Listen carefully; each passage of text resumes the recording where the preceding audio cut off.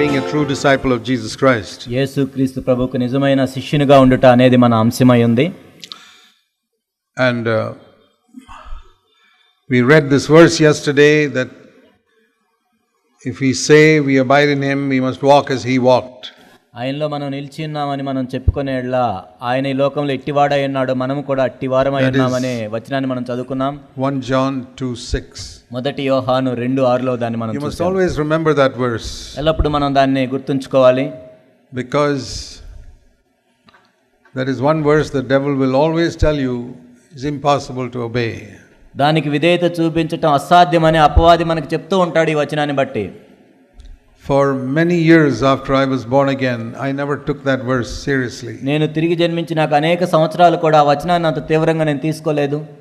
At least 16 years after I was born again. నేను తిరిగి జన్మించిన తర్వాత కనీసం 16 సంవత్సరాలు దాన్ని తీవ్రంగా తీసుకోలేదు. I read it, but I never took it seriously. దాన్ని చదివాను కానీ ఎప్పుడు తీవ్రంగా తీసుకోలేదు. Because whenever I read it, ఎందుకంటే నేను ఎప్పుడు చదివినా కానీ the devil would say that's impossible. అపవాది ఏం చెప్తా అంటే అది అసాధ్యం. And I'm sorry to say that I believed the lie of the devil. అపవాది చెప్పిన అబద్ధాన్ని నేను నమ్మాను అని చెప్పడానికి చింతిస్తున్నాను. I am ashamed of that. నేను దాన్ని బట్టి సిగ్గుపడుతున్నాను. But I feel that many of you are also believing that lie of the devil. కానీ అపవాది చెప్పిన అబద్ధాన్ని మీలో అనేక మంది నమ్ముతున్నారని నేను అనుకుంటున్నాను. God says you must walk as Jesus walked. The devil says you cannot walk as Jesus walked. దేవుడేమో నీవు యేసు నడుచుకున్నట్లు నడుచుకోవాలని చెప్తున్నాడు, అపవాదేమో యేసు నడుచుకున్నట్లు నువ్వు నడుచుకోలేవని చెప్తున్నాడు. Have you read that clearly? 1 John 2:6. మొదటి యోహాను 2:6 స్పష్టంగా చదివారా మీరు? You must memorize this verse. దీన్ని మనం జ్ఞాపకం ఉంచుకోవాలి. In the Living Bible it says anyone who says he is a Christian must live like Christ lived. Living Bible తర్జుమాలో ఏముందంటే ఎవరైనా క్రైస్తవుడు అని చెప్పుకునేలా క్రీస్తు జీవించినట్లు జీవించాలి.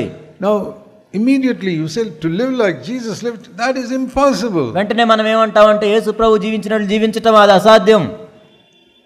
To walk like he walked on earth, impossible. ఈ భూమి మీద ఆయన నడుచుకున్నట్లు మనం నడుచుకోవటం అసాధ్యం అని అనుకుంటాం. I think we confuse walking like Jesus and becoming like Jesus. యేసు ప్రభు వలె నడుచుకోవటం, యేసు ప్రభు వలె మారటం అనే విషయాల్లో మనం కలవరపడుతూ ఉంటాం. That's why we are confused. అందుకే మనం ఆ విధంగా ఇబ్బంది పడతాం ఆ విషయంలో. There are two separate statements in 1 John. మొదటి యోహానులో 2 వేరు వ్యాఖ్యానాలు అవి. We must distinguish between the things that are different. కాబట్టి అవి 2 వేరైన విషయాలు, వాటి మధ్య వ్యత్యాసాన్ని కూడా మనం తెలుసుకోవాలి. Walking like Jesus is not the same as becoming like Jesus. యేసు వలె నడుచుకోవటం మరియు యేసు వలె మారటం అనేది 2 ఒకటే కాదు. See 1 John 2:6. మొదటి యోహాను 2:6 మనం చూసినట్లయితే, if we say we abide in him, we must walk as he walked. ఆయన యందు నిలిచి ఉన్నాడని చెప్పుకున్నవాడు ఆయన ఎలాగూ నడుచుకున్నా అలాగూ తాను నడుచుకున్న బద్ధుడై ఉన్నాడు. There's no option. అక్కడ మనకి ఇంకా వేరే అవకాశం అనేది లేదు. We have to do it. మనం చేయాల్సిందే అది. Secondly, రెండవదిగా 1 John 3:2. మొదటి యోహాను 3:2. There it says in the last part, చివరి భాగంలో, we will become like him only when he comes back and we see him. ఆయన ప్రత్యక్షమైనప్పుడు ఆయనను పోలి ఉందుమని ఎరుగుదుము. So you saw becoming like him is only when Jesus returns. ఆయనను పోలి ఉండటం అంటే ఆయన మరలా ప్రత్యక్షమైనప్పుడే జరుగుతుంది. So the Bible doesn't say you must become like him now.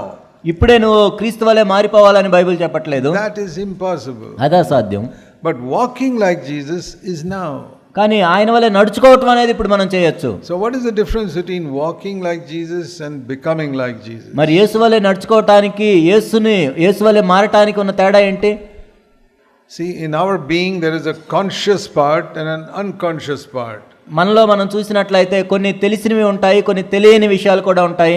There are sins that we do that we are conscious of. కొన్ని పాపాలు మనకు తెలిసే చేస్తాము.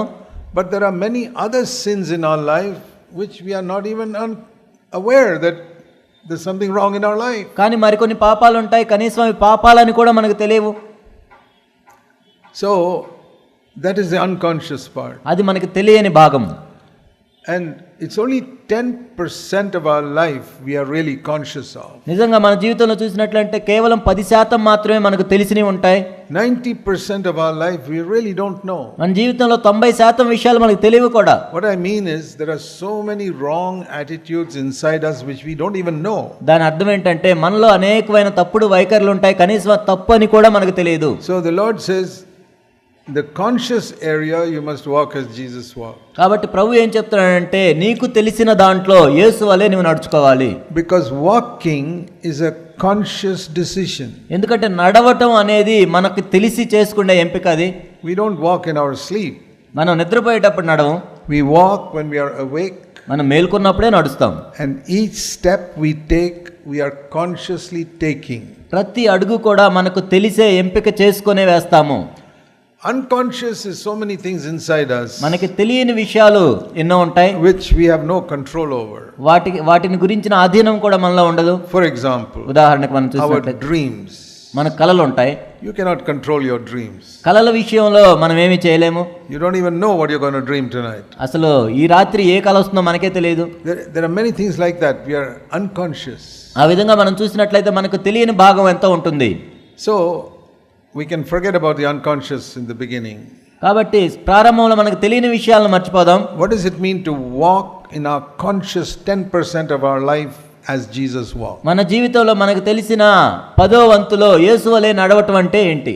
Becoming like Jesus is 100%. That is only when he comes back. యేసు ప్రభువు వలె మారటం అనేది 100% అది ఆయన మరలా ప్రత్యక్షమైనప్పుడే జరుగుతుంది. So we say in the unconscious part of our life we can never be like Jesus. కాబట్టి మన జీవితంలో మనకు తెలియని భాగంలో యేసు వలె మనం మారలేము. But in the conscious area I can walk like Jesus walked. కానీ మనకు తెలిసిన విషయాల్లో యేసు వలె నేను నడవచ్చు.